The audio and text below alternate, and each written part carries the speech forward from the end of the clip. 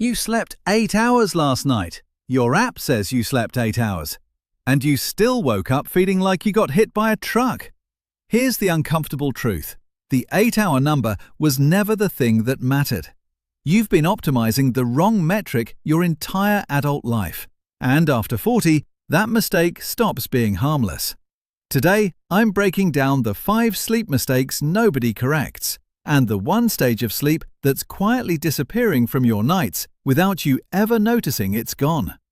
Here's what almost nobody tells you about sleep. Total hours is a garbage metric on its own, because not all sleep is equal.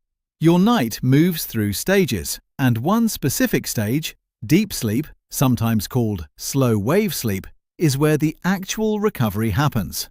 This is when your body releases the majority of its growth hormone for the day.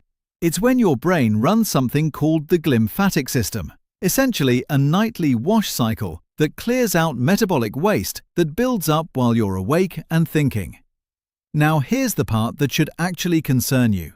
Research tracking sleep across the lifespan shows the percentage of your nights spent in deep sleep doesn't just decline gently with age. It can drop dramatically between your 20s and your 40s, even while your total sleep time stays exactly the same.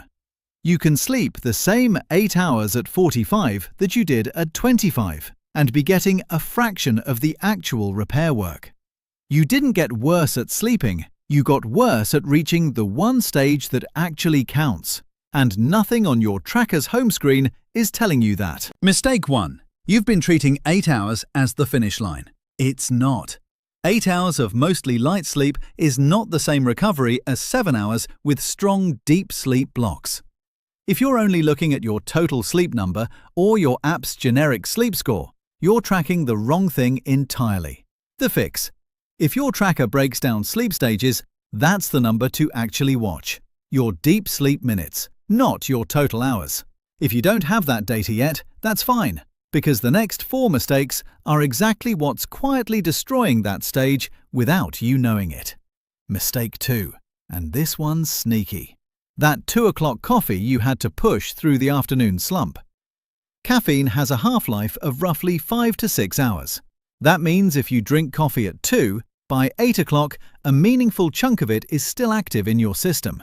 You fall asleep just fine. You don't feel wired, but your brain never fully drops into deep sleep because part of it is still chemically alert.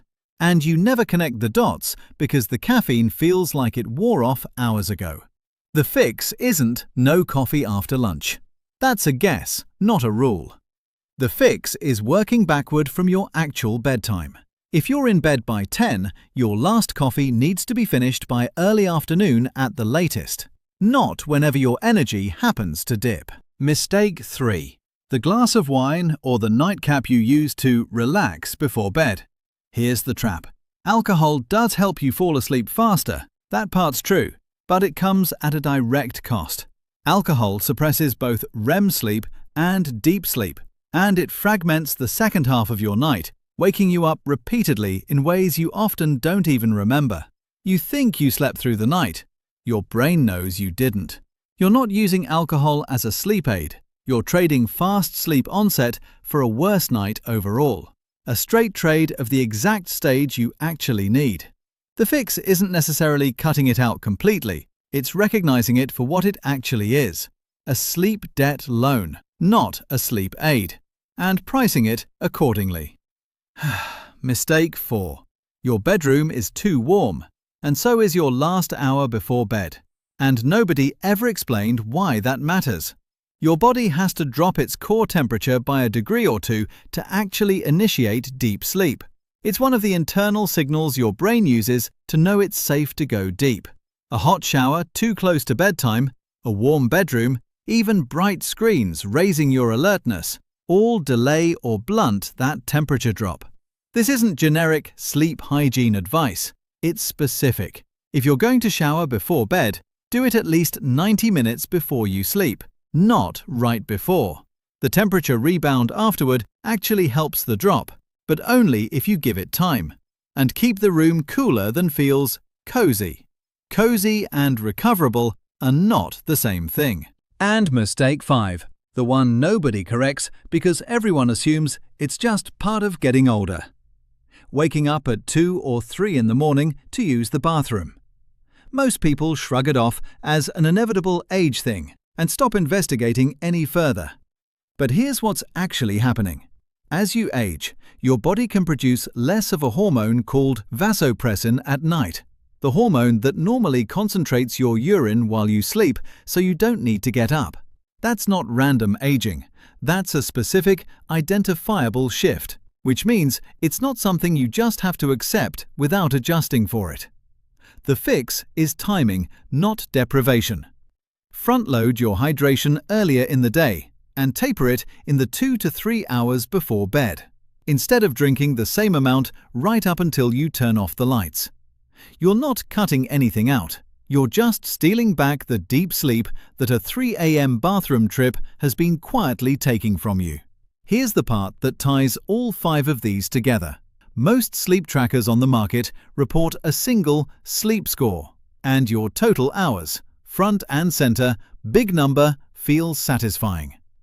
Very few surface your actual deep sleep percentage anywhere prominent, which means most people obsessing over their sleep score every morning are optimizing a number that was never the one that mattered.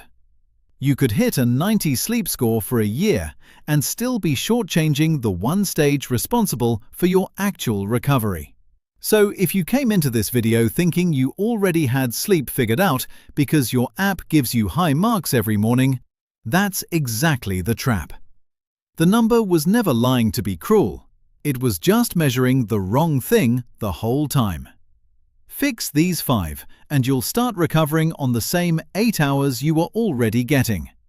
But how do you know what a normal deep sleep percentage actually looks like for your specific age? That's exactly what I'm breaking down next.